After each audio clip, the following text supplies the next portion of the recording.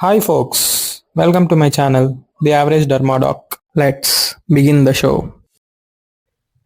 Colchicine. It is an alkaloid extracted from seeds and tubers of the plant Colchicum autumnale, which is a toxic plant. Each and every part of the plant is toxic because it contains this alkaloid called colchicine. It is available in oral formulations only, tablets and capsules. This must be shielded from sunlight because in sunlight UV radiation will destroy this product and makes it therapeutically inactive products. It is lipophilic but it won't cross blood-brain barrier.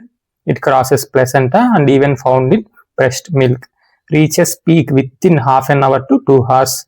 Bioavailability of 45%. Same plasma protein bound percentage in between 30 to 50%. T-half is 20 to 40 hours.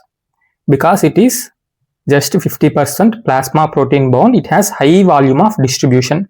It gets well concentrated within the cells of leukocytes. It is metabolized in liver by enzyme CYP3A4 and excreted via liver only, bile and ultimately through feces. 80 to 90%, just 10 to 20% excreted unchanged in urine.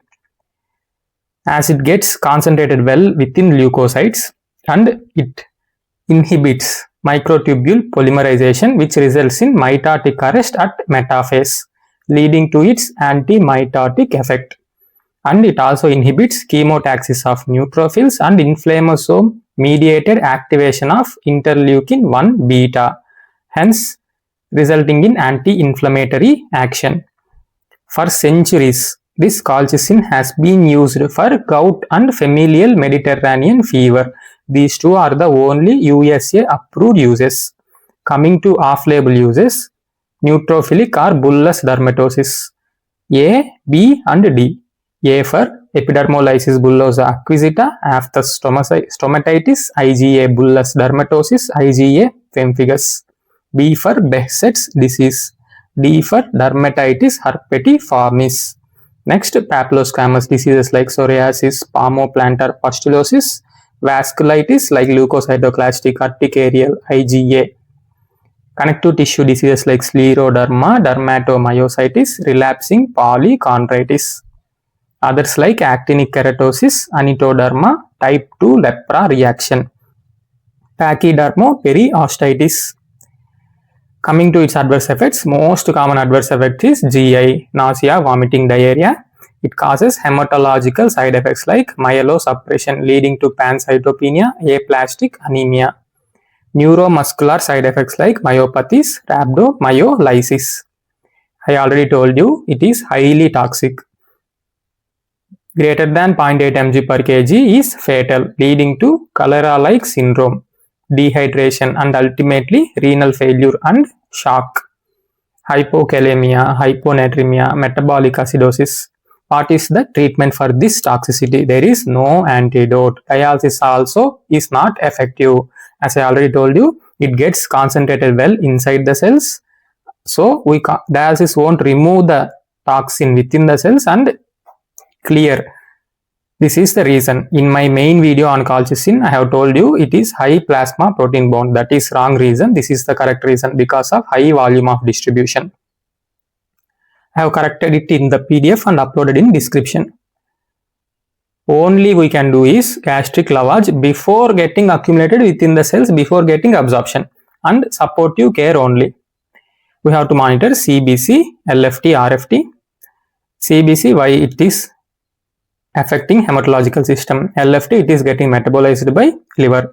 RFT, it is ultimately leading to renal failure and shock. Creatine kinase, it is causing myopathies. Electrolytes, it is causing hypokalemia and hyponatremia. Absolute contraindication for any drug, hypersensitivity. And here severe renal and liver dysfunction is also absolute contraindication. Coming to relative contraindication, pregnancy, lactation, moderate liver and renal dysfunction. That means if the liver and renal dysfunction is severe, it goes into absolute contraindication. GI disorders and blood dyscrasias. drug interactions, it inhibits whichever the drug inhibits CYP3A4, it will inhibit the metabolism of colchicine also, then colchicine serum levels will get elevated. What are those? CYP3A4 inhibitors, statins, macrolides like erythromycin, clarithromycin, azoles, mainly ketoconazole, then itraconazole. If fluconazole is given more than 200 mg, then only it inhibits CYP3A4. Calcium channel blockers, calcineurin inhibitors, fibrates and food like grapefruit juice. Here you have to remember, grapefruit juice means everyone will think this grapes, but the actual grapefruit is this one.